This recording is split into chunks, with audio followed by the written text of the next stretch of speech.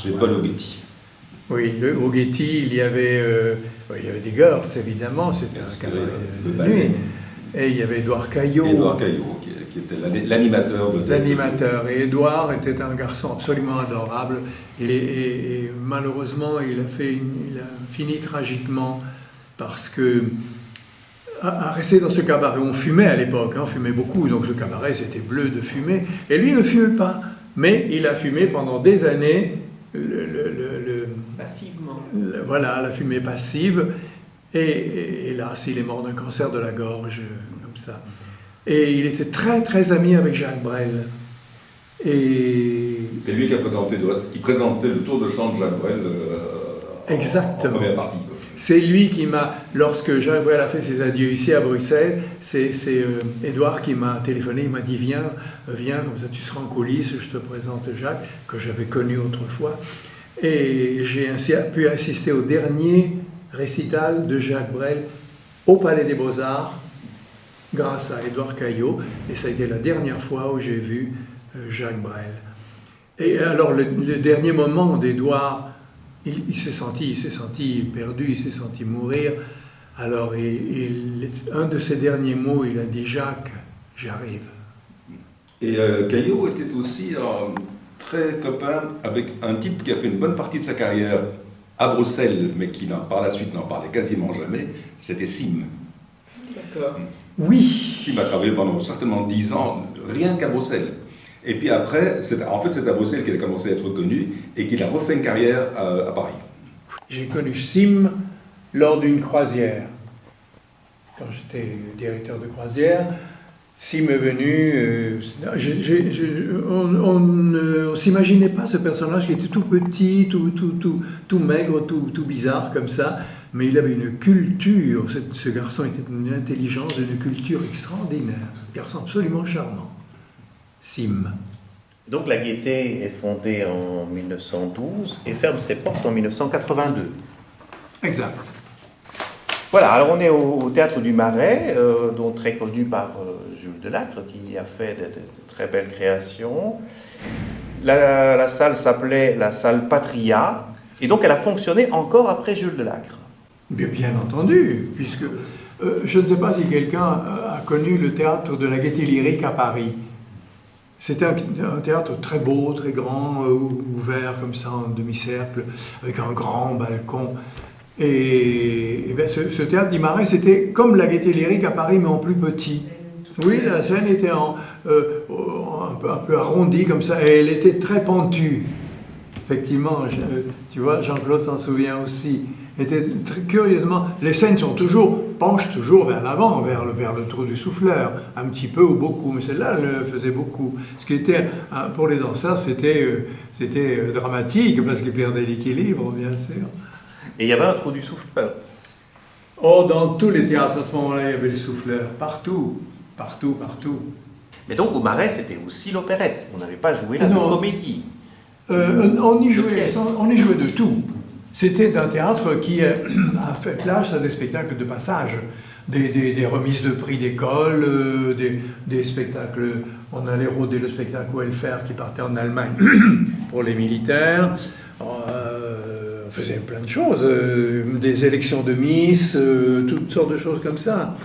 Voilà. Donc, il faut se souvenir aussi que c'est un théâtre qui, pendant quelques années, a vécu avec la direction artistique de Raymond Rouleau. Oui, il a débuté là, lui. Hein. Et Tania Balachova, voilà, exact. Alors, il y a une chose que vous ne savez peut-être pas, mais c'est que, comme je viens de dire, on faisait des spectacles itinérants. Eh bien, Jacques Brel y a joué. Il a joué, pas chanté, il y a joué, car il était dans un institut, il faisait des études dans un institut là tout près. L'école organisait, comme dans toute école, en fin d'année, des spectacles de fin d'études, et il le donnait là. Et Jacques Brel, donc tout jeune, a joué au Théâtre du Marais. Me voici, Madame Sarapo, je n'ai pas tourné autour du pot. Mon village. C'était on pourrait dire maintenant, un cabaret-théâtre. Hein, c'était pas vraiment un théâtre. Si, on y jouait des revues. Et c'est un théâtre dont Simone Max avait fait sa maison. Simone Max, qui était de l'époque de Darman aussi, hein, une grande comique bruxelloise, avec un petit chapeau, une plume. C'était un personnage, Simone. Et on y jouait des revues, et elle... systématiquement, il y avait, jouant beaucoup avec l'accent de Bruxelles aussi, hein, faut le dire. Et c'était des comédiens typiquement bruxellois. Grâce à eux, moi j'ai appris à parler bruxellois, je connais tous les termes, ça m'a beaucoup amusé. Elle avait un duo avec Charlie Mers. Il faut dire que Simone Max était une grande, forte fille, et Charlie Mers était tout petit et tout malingre. Et ils jouaient mari et femme, et ils ont eu des sketchs étonnants qui existent encore, qu'on peut encore trouver. Exact. Avec Charlie Mers, moi j'avais fait au Vaudeville, dans une revue du Vaudeville, on avait fait un sketch, c'était Édith Piaf et Sarah Pau. Lui étant tout petit, tout tordu, comme ça, il faisait Édith Piaf et moi je faisais Sarah Pau. Bon, il y a un énorme succès. Elle chantait, j'ai encore l'air en tête. Me voici, Madame Sarah Pau, je n'ai pas tourné autour du pot. Je ne sais pas pourquoi j'ai gardé ça en tête. Donc tu t'en souviens Oui, aussi. très bien, Oh là là. Donc pour en revenir à mon village, on jouait des petites revues et elle avait inventé des personnages, Monsieur Fromajol, tous des personnages comme ça, et un petit peu comme à la Gaîté, tu vois, un petit peu comme ça. Et c'était des petites revues qui la mettaient en évidence, elle, bien entendu. Et elle avait aussi son public, le même public, un public bon enfant, bruxellois, qui venait pour s'amuser, pour rire. Et puis, les revues étaient écrites par Bastin, ça vaut la peine de le dire. Jacques Bastin. Jacques Bastin.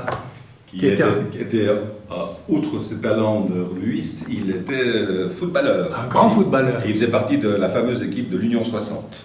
Voilà. Et Jacques Bastin écrivait les revues, et il faisait des choses très bien. Hein, voilà. Dans chaque revue, il y avait un sketch sur le quiproquo. Oui, l'autre qui disait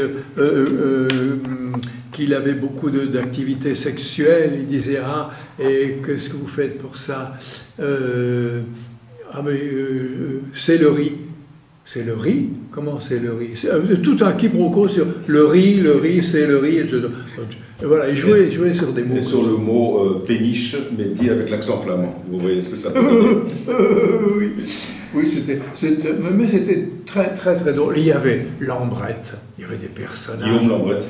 C'était des personnages. Guillaume Lambrette, c'était un personnage extraordinaire. Il habitait Place Saint-Géry, un hôtel, ça a changé de nom, mais à l'époque ça s'appelait la Cour d'Angleterre, ce restaurant-hôtel, la Cour d'Angleterre. Lui habitait au-dessus. Alors, il avait fait imprimer des cartes de visite. Donc il s'appelait William Lambrette, Sir William Lambrette, Cour d'Angleterre, insensé quand même. Comme du reste un comédien que j'ai connu à l'Alhambra qui s'appelait Mondor. Et lui, en dehors de chanter le soir dans les chœurs à l'Alhambra, il faisait des animations de mariage, de communion, des choses comme ça. Et sa carte de visite, il avait marqué Mondor, entrepreneur d'enthousiasme. Ce merveilleux, des choses absolument merveilleuses. Mais pour en revenir à Simone Max, donc on jouait des revues. Et ils sont venus me chercher à l'Alhambra, à la fin, quand... Et est-ce que tu veux venir jouer chez nous? Parce que Simone voulait un jeune premier, tu sais, français, un petit peu comme le fils d'Elpierre dans le mariage de Mademoiselle Bellman. Tu vois, un pendant de ça. Et donc c'est comme ça que j'ai atterri dans ce domaine. Et je me suis beaucoup amusé, ils m'ont tous accueilli évidemment comme du bon pain, et moi j'étais ravi parce que c'était drôle, c'était très amical, très chaud, très drôle. Et un jour, ils se sont mis en tête, Simone Max et Bastin, de faire venir Henri Garat et Liliane Harvey. À la Gaîté. Non. Tiens, À mon village, j'ai joué une revue qui s'appelait, comme par hasard, Le Chemin du Paradis, bien sûr. Qui se souvient encore de ça? Le Chemin du Paradis avec Henri Garat et Liliane Harvey. C'est à voir, mon copain, voilà ce qu'il y a de meilleur au monde. Voilà, c'était ça. Et j'ai joué donc avec Henri Garat et Liliane Harvey. Quand je raconte ça, j'ai l'impression d'être Mathusalem avec une grande barbe, hein, effectivement. Et bien pourtant, voilà. Et mon village se trouvait où? Où se trouvait ce cabaret? Comment ça s'appelle cette rue? Je ne sais plus le nom de la rue, ça ne me revient plus, mais là, quand on vient du bâtiment de la Bourse, dans la rue Augustin, c'était la première rue à droite. Mais je ne sais plus comment ça s'appelle. C'était un théâtre en sous-sol. Oui, dans Une grande cave en sous-sol. Et un peu plus loin, il y avait, encore à l'époque, juste après la guerre, des courses de lévriers un peu plus loin que mon village. Ça, on peut en parler parce que ça, c'est le palais d'été. Ça fait partie d'autre chose encore. C'était dans la même rue que mon village. Dans la même rue, oui, oui, oui. Ah, mais ça, c'est encore autre chose. Le palais d'été, ça a été aussi un grand moment de la vie bruxelloise, hein, parce que Mistinguet qui est venu avec sa troupe, Chevalier aussi, et puis on faisait des grandes revues aussi, là. Palais d'été, qui est maintenant le parking 58, quoi.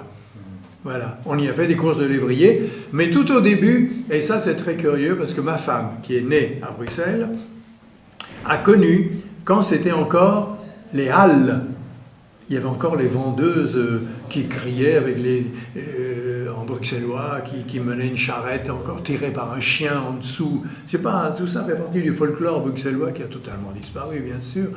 Et elles vendaient des 4 saisons, des choses comme ça, un peu à la sauvette. Il y avait les halles, puis les halles, c'est devenu le palais d'été, avec les grandes vedettes, les grandes revues.